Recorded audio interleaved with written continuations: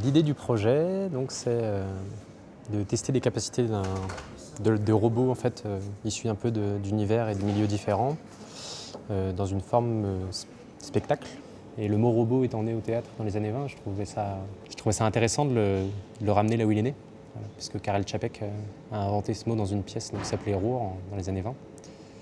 C'est quand même drôle, voilà, que deux choses qui sont complètement antinomiques à la base, en fait, sont très intimement liées dans leur histoire et leur construction.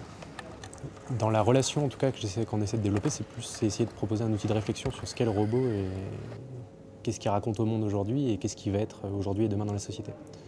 C'est-à-dire que c'est un peu une révolution silencieuse qui est en train de se mettre en place. Voilà, aujourd'hui, il y a de plus en plus de gens qui achètent des robots aspirateurs, ça paraît anodin en soi. Et en fait, c'est ça qui est très étonnant, c'est-à-dire que personne ne s'en rend compte, mais au fur et à mesure que les choses avancent, les robots ils sont là et ils posent des questions sur plein de choses, sur l'aide à la personne. Est-ce que demain, nos parents, grands-parents seront entretenus par des robots, entre guillemets? Est-ce que demain, ma voiture se conduira toute seule et me ramènera chez moi? Est-ce que demain, j'aurai encore à faire la vaisselle? Enfin, toutes ces questions-là. Et du coup, c'est une question humaine sur le monde, mais qu'on essaie d'explorer justement dans nos objets artistiques et théâtraux. Non. Well, déjà, en fait, ce qu'on peut faire normalement, donc ça c'est un petit... Donc vous pouvez prendre ça et en fait, si le robot il voit ça, il va le suivre. Donc vous pouvez lui amener là-bas. C'est assez facile de faire un robot qui peut suivre quelqu'un et donc il peut vous suivre là où vous allez. Et donc c'est un objet extrêmement robuste en termes robotiques. C'est une vraie réussite. Pour dire que lui, il était fermé dans un tiroir pendant 2 ou 3 ans. Et l'autre jour, il m'avait demandé de faire cette petite intervention. Donc, j'ai sorti mes vieux logiciels, bon, pas vieux, mais quelques années de logiciels rechargés et bing, ça marche. Il est très robuste.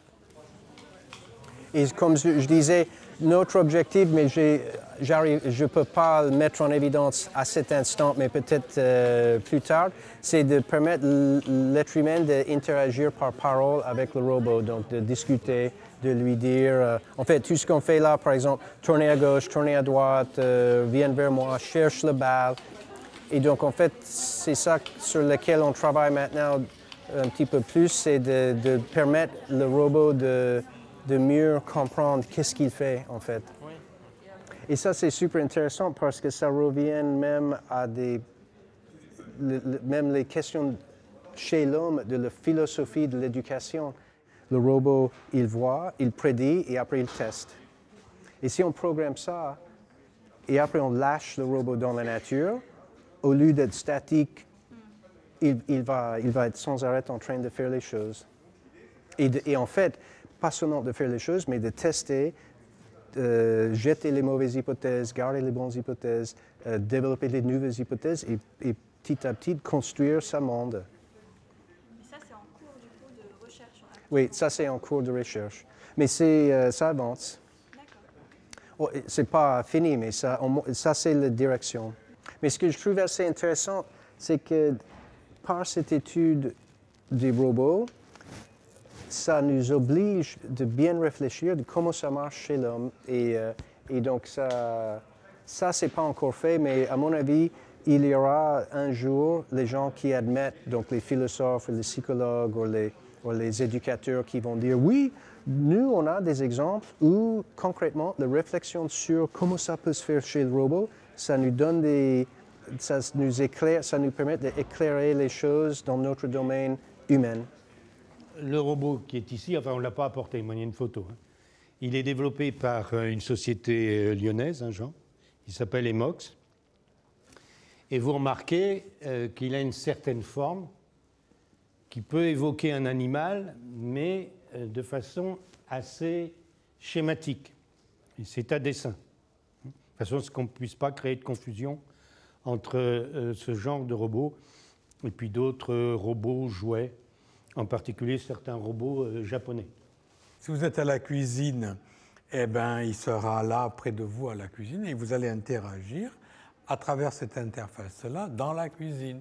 Si vous allez dans le salon, au lieu de prendre votre PC portable sous le bras, Le toutou va vous suivre et c'est lui qui sera l'interface.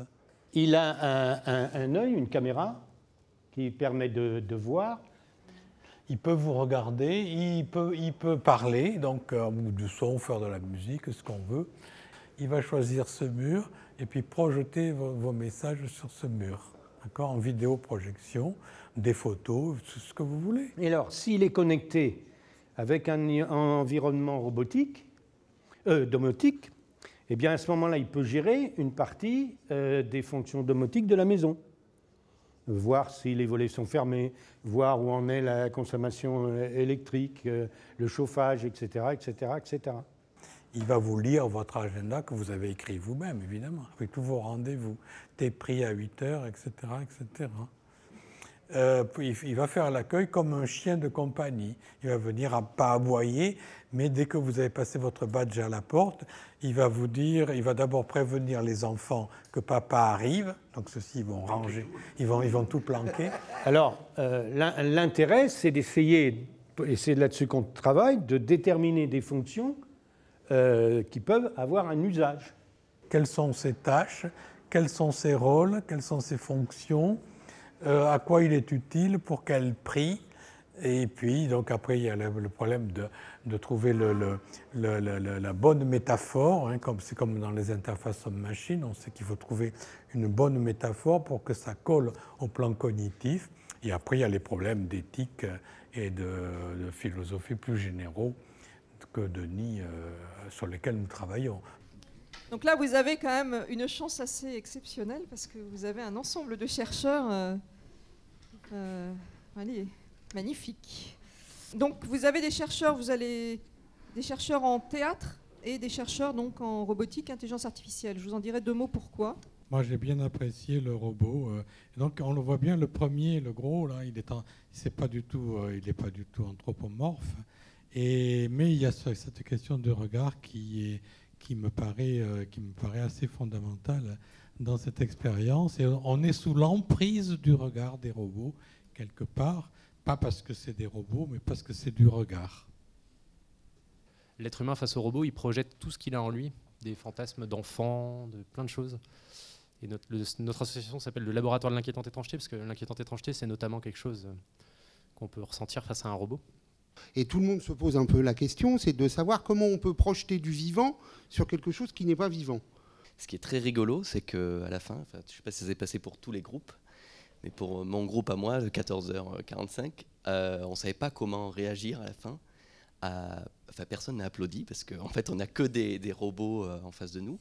Et du coup, effectivement, peut-être il y a quelque chose de nouveau à apprendre. Le jour où les gens vont applaudir les robots, c'est le jour où les gens ils ont attribué à ces robots, ils ont apprécié l'envie de le robot de faire un bon travail. Et donc, ils les prennent comme les êtres, comme eux un petit peu.